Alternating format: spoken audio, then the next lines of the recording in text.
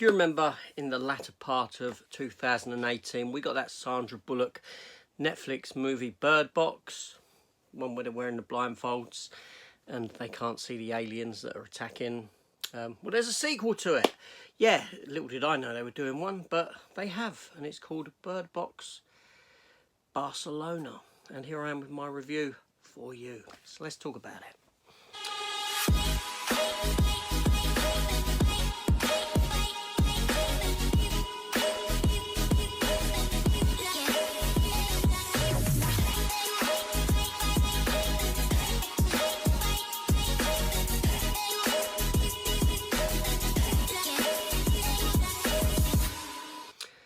So welcome back to the channel, everyone, and yes, welcome to this here new movie review, Bird Box Barcelona, a sequel to 2018 Sandra Bullock starring Netflix movie Bird Box. This film has, for me, come out of nowhere. I had no idea that they were doing a sequel to it, but actually I shouldn't really call it a sequel. It's not a direct sequel. It's a film set within the same universe as that movie, taking a look at goings on elsewhere. And judging by the title, as you can guess, it's in Spain, Barcelona. Yes. Now, this film here comes at us with a runtime of 1 hour and 50 minutes and is directed by David Post and Alex Porter, who also both wrote the movie as well. And the film stars Mario Casas as its main star Sebastian and Georgina Campbell as Claire. Now, Georgina Campbell is an actress that she looked familiar to me. She's very much like a young Halle Berry in my eyes. And I thought she did look familiar, and I checked her out. And she was actually in the film from last year, Barbarian, that horror film. I can't remember very much about it, but she was one of the main stars of that. Yeah, so this film here, like I said, it's not a direct sequel to that Sandra Bullock movie. This is a sort of almost a sidequel, shall we say. We're introduced to this character of Sebastian, who's got a young daughter, and obviously they have to survive in this world with these creatures that have come down from space that you can't see, but if you do actually see them, you see something and it makes you go and kill yourself. And this is what people have to try and survive in a society like this. Only Sebastian himself, the film comes at it from a different angle in that he's actually working for the creatures. He's actually finding people to bring to them so that they can, he believes, take their souls. They redeem them and take their souls up to heaven. And all this sort of nonsense. Now, I don't want to go into too much story detail yet because I want to get into spoilers in a moment. But needless to say that I enjoyed this film. I did enjoy it immensely. The first Bird Box film isn't a film that I felt that I needed to have on physical media. I know it never got a physical media release, being a Netflix movie, but it could have been a film that I obtained on bootleg, but I haven't because, to be honest, it didn't really do much for me. You know, it's very much akin to A Quiet Place. That's to do with hearing. This is to do with sight. But this sequel, I've sat down and I've watched it, and it's got some great themes in it.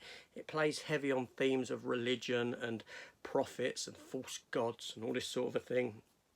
And it's got a conclusion that does open up a broader world to this. The two main stars are fantastic in it, and the support cast are as well. Now, I did watch the version where the Spanish is dubbed over. Some of that was a bit ropey, the dubbing, so if you're going to watch this, I'd suggest you watch it in its normal version, shall we say. But it was a solid film. It was a solid film, thematically fantastic, shot very well. It looked great, and a very interesting story in what they've done with the idea. So now I'm going to leave that there, and now I'm going to jump into a more in-depth discussion about it, spoiling the hell out of it, and talk about that. Yeah. So like I said, we come to find out that this character of Sebastian is actually working for these creatures that you can't see. The creatures have decided to not take everyone, not to kill everyone, but using some people as a way of drawing out others, as a means to get into others and deliver them to them.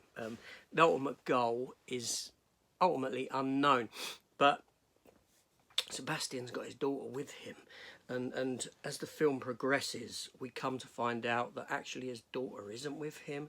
His daughter has actually passed away. She's actually been, something has happened to her in the past, and we do get flashbacks as the film progresses to 9 months, 8 months, that sort of a thing.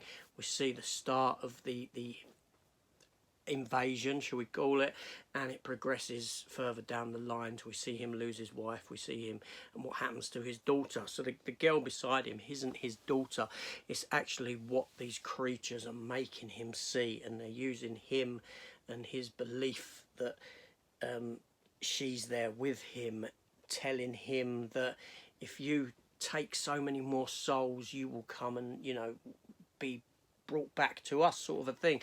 So you have this kind of religious god, false prophet, worshipping a false god kind of thing come into play in the film, and we see the individuals that are responsible for his daughter's death, and you know, again, the same sort of elements at play.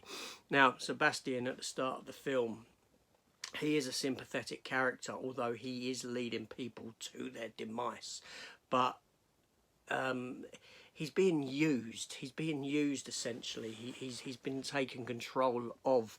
So it's not actually him, and he fights against this. The first group of people he comes to see, they do get taken by the aliens, because we have to see what he's doing for real. And then the second group is where the fight starts to come off, because there's a young girl there. There's a young girl amongst this group who's been separated from her mother. We don't know what's happened to her mother or anything, assumed dead. And Georgina Campbell's character Claire is like a surrogate mother to her, and but she can't communicate with the girl because the girl speaks German, and no one there is German speaking, although luckily enough Sebastian can speak German. This is highlighted earlier in the film, so he makes a connection with this girl, and through this girl he starts to see his daughter, and starts to break this cycle and break this usage that they've got for him, and he starts seeing the daughter, that she's more a manifestation than actually physically being there, and all this sort of thing, and fights against it, and ultimately he has to get them to safety, to this castle atop in somewhere in Barcelona, where this cable car goes to or something. I've not visited Barcelona, so I don't know about this, but I'm expecting it's a real place. And he has to help get them to safety. Obviously they come to realise that he's actually a person who's used by the creatures, so that again, they don't trust him at that point, but he helps them nonetheless, and in the end he suffers a death as the main character. He dies like a sacrifice play. He has to die because of his story arc, but you do get Claire and the young girl to safety, to this fort, to this, you know, and it's much akin to the ending of the first Bird Box, where Sandra Bullock gets to safety. But what we come to find out is that they're looking for blood and stuff. That the scientists that are there, the doctors that are there, military doctors, are looking for blood with DNA markers in it that could potentially lead to a cure against these creatures. And we come to find out that they're testing on animals, because they've actually caught one.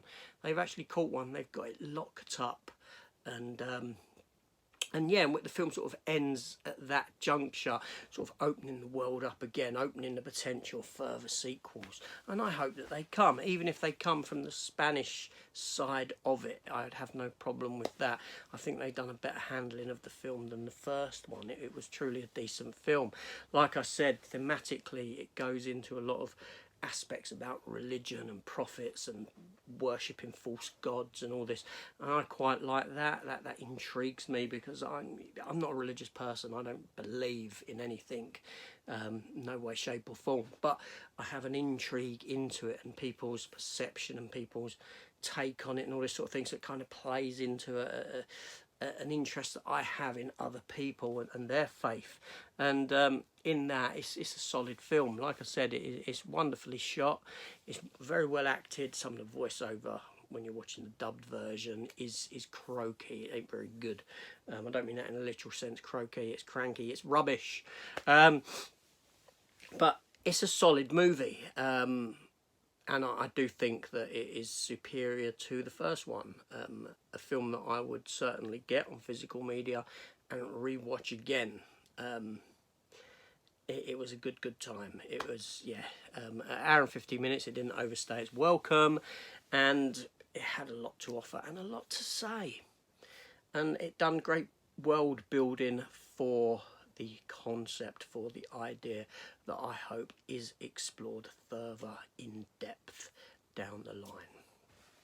That's all I've got to say to it. So, is this a film that you would watch? Is it a film that you have watched? Let me know in the comments down below. Did you think the first Bird Box with Sandra Bullock was a decent film? Like I said, I only saw it once and didn't ever fancy a revisit of it. I wasn't entirely sure and struck by it. But, you know, we all like what we like and don't like what we do. So let me know in the comments. And while you're there, hit the subscribe button. Come and join the channel. Why not? This is AJ. Thanks for watching. And I shall see you all on the next one. Take care.